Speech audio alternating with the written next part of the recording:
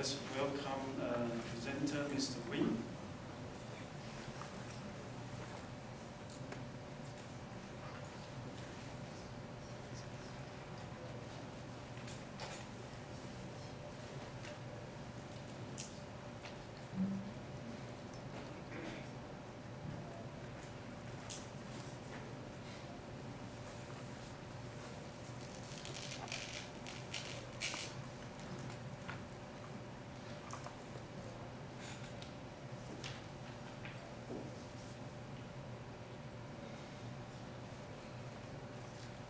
Morning. My name is Mr. Tan from US and US, Singapore. For those of us who were not at the presentation by Dr. Go yesterday, he talked about ACRS and how it was launched. Today, I'll be talking about the data processing ground station. So the topic this morning is an overview of ACRS data downlink and image processing system design and development. So ACRS is a so-called home-built, indigenously built satellite, built from the ground up in Singapore. The only complete subsystem was the IRIS camera, multispectral 3-band camera, 10-meter ground sample distance. In view of that philosophy, which is build everything from ground up in Singapore, Chris was given the responsibility for the data processing ground segment. And before we can actually operate the ground segment, first we have to build it. Hence this project and therefore my presentation this morning. The objective really is in tandem with the indigenous ACRS development to build the ground station subsystems to do data handling, image processing, archiving, distribution. And also this will form the basis for any future in-house projects. So the process overview, this might look somewhat generic, and I guess it would be. We have a antenna and RF subsystem, which receives data from the satellite, X-band. We then do frame formatting, data pre-processing, image processing, and then image distribution and archive. And I'll be going through each of these steps in not too much detail, since it's just an overview. Starting with the RF subsystem and modulation, we already obviously have antennas in operation, and it would not be cost effective to procure or even build an antenna just for one additional mission.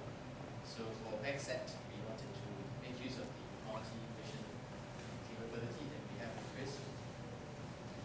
We also want to make use of existing equipment like the demodulators, which at the moment we do not do any form of sophisticated IQ interval correction, so that's one of the major things that we had to do. There's no byte alignment kind of for the modulator, it just does a very naive IQ merging. And we wanted to push as much of mission-specific development into software. Right? Push the development of ACRS-specific development as far up the chain as possible. So you have your antenna and RF subsystems, we're not going to rebuild or reprocure those. The modulators which you already have, make use of those.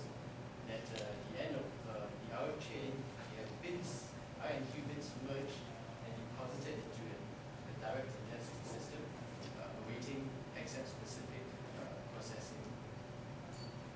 And this is where we then come in for frame formatting, which is already ACRS-specific.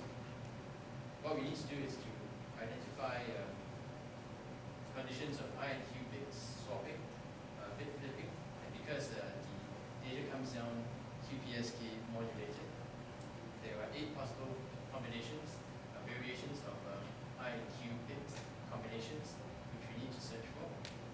We do the attached sync marker synchronization using what we call a bit snip search. So once we have locked our search onto the bit stream, we can then determine what is the ambiguity in your I and Q merging. And then the disambiguation is performed on the entire subsequent transfer frame. We do a frame descrambling because the data frame accounting, reconstruction. In case you have missing frames or corrupted frames, we have to reconstruct those, rebuild those. So from the incoming data stream, we pass it through the frame formatter, and at the end of the frame formatting process, we expect the data to be about clean, ready for interpretation as images. So very briefly, I'll go through how we choose to do this. There may be other ways. We have the raw data file coming in from the direct ingest system. It's 3 gigabytes worth of data. And we've got 8 different possible combinations of your attached sync marker. This would be a bit stream, not a byte stream, bit stream. And each of these will represent one possible representation of a combination of I and Q attached sync marker variation. So because this is QPSK, we've got 8 different possible combinations. So you could have your I and Q say reversed. So your I and Q bits split with no inversion, or I and Q reversed with Q inverted, etc. So what we do is we do a search for a matching to see if there is, at this point in the bit stream, a match between the attached sync marker, one of the variations of the attached sync marker, and the search window. If we don't find any match, we just snip the window until one particular search locates a match. And when that is done, we know that for this portion of the file, and we assume the subsequent transfer frame as well, as I experienced, no, in this case, no IQ reversal, and no inversion of the I and Q bits. Knowing this, you can then extract out the transfer frame. The whole transfer frame is extracted from the byte stream, and then the correction, the appropriate correction, is applied to the transfer frame. We then make an assumption, because the bit stream search is quite slow through a multi-gigabyte file. We make the assumption that the whole transfer frame has not suffered any form of further corruption, and we resume the bit stream search at the end of the transfer frame. So in this example, we have your attached sync marker here, those are bytes, and we extract out the entire transfer frame here. This is a byte stream now, and we recommence the search at the end of the byte stream, at the end of the transfer frame. Now this transfer frame, of course, stores data from the satellite, and it's scrambled for robust transmission to maximize your bit transitions. We then perform a descrambling process to extract out the data as the satellite packaged together. And within this package transfer frame, you find your headers, your payload data, and if any, your error codes.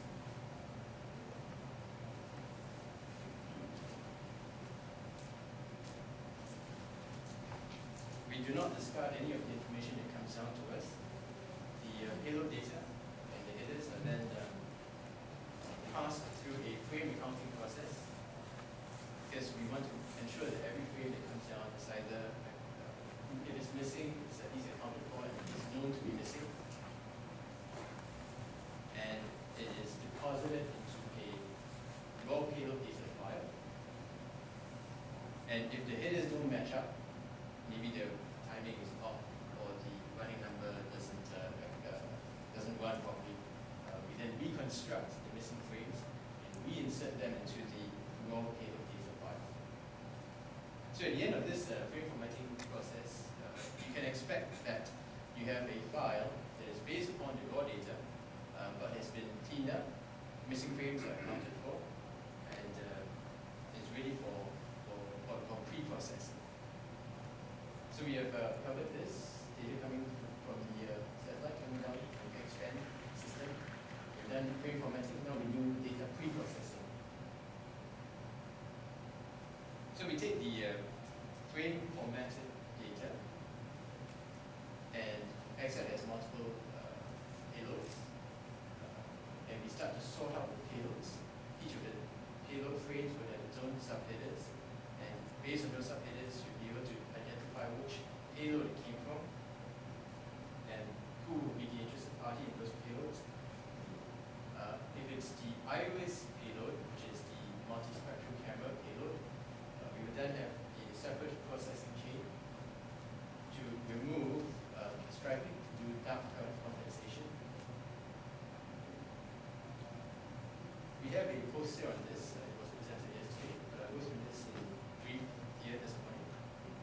The relative normalization of the striping process, we tried two different techniques. One is a very traditional, tried and custom, so to speak, I believe is spot-based uniform target method, where you have a long image strip, and you try to target areas that are very uniform in appearance, and you, based on that image, you can extract out the interpixel variation,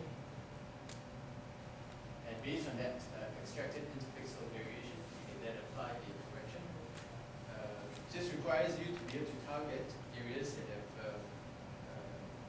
free of major changes in color factors across the image. The ground cover type should largely be similar across the image. Of course, it should be free of saturation as well, so no large or dark areas. So we calculate the average for each column, and we determine the standard deviation of each column, and we choose the column with a low standard deviation as a reference.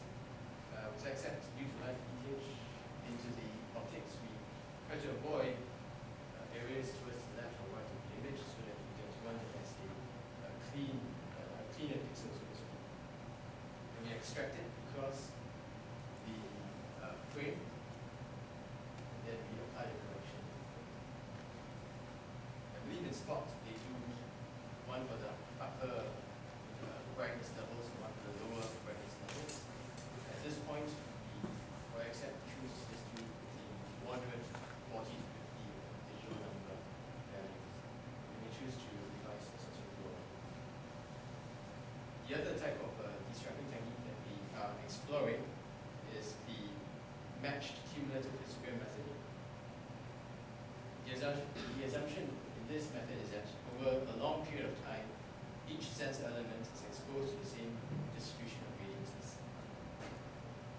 Right? And so any differences between the long-term distribution can be attributed to pixel response deviations. And we choose a sensor element or a group of sensor elements whose cumulative histogram is assessed to be closest to the ground truth. Then we extract the variations for each sensor element by comparison with this chosen reference, and a lookup table be formed to correct for them. So this technique, we accumulate a lot of images. In this case, it's been more than 3 months already since it was launched in April this year. So we accumulate as much quality images as we can. We sift out data that is of poor quality, like haze or saturated or it's totally dark. We remove those images, and we accumulate the data from all of those images that we adjudge to be reasonable quality. And then we apply a lookup table to it. We extract out the differences and we apply the lookup table to that. So I'll just skip this. There are differences between the two techniques, and I think I'll just go through very briefly. The matched cumulative histogram technique allows you to extract differences across the entire brightness range, whereas if you choose the uniform targets, you have a uniform target at low brightness and one at high brightness. So in theory, you might get a better result from the matched cumulative histogram technique, provided you have sufficient data so that your underlying assumptions are unvalidated. So this is the uncorrected cumulative histogram of images from April to August, I believe, from accent. This is the corrected one using the matched cumulative histogram method. This is the one corrected using the uniform one. So there are some differences, but it's a work in progress as we see. And it's just the quality of the corrections. So at the end of data processing, we can expect raw images equivalent to say level 0. And we also have extracted all of the timing information, all of the counter information, all the ancillary information.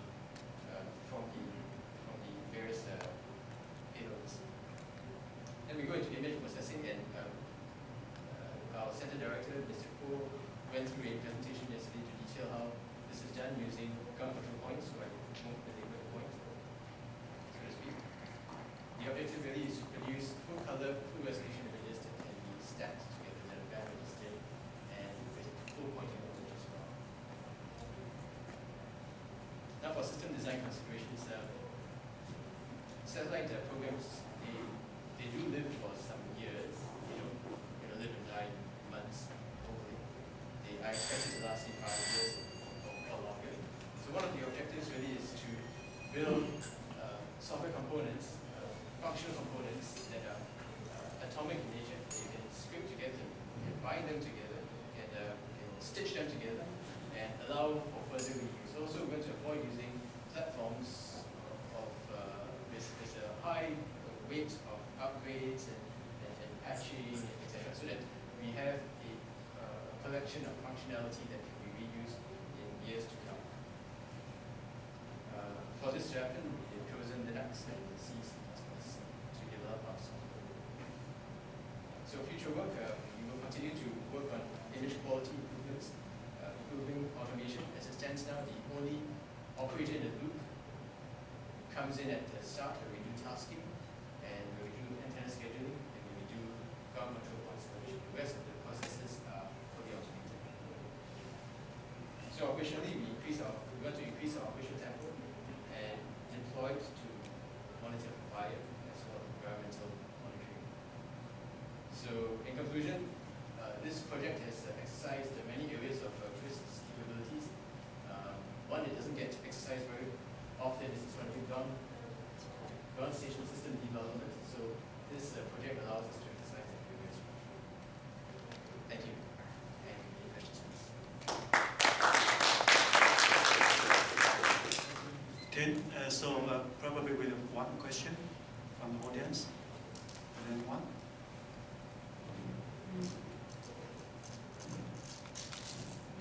If not, then we should move to next paper. And thanks again for Mr. Tian's presentation.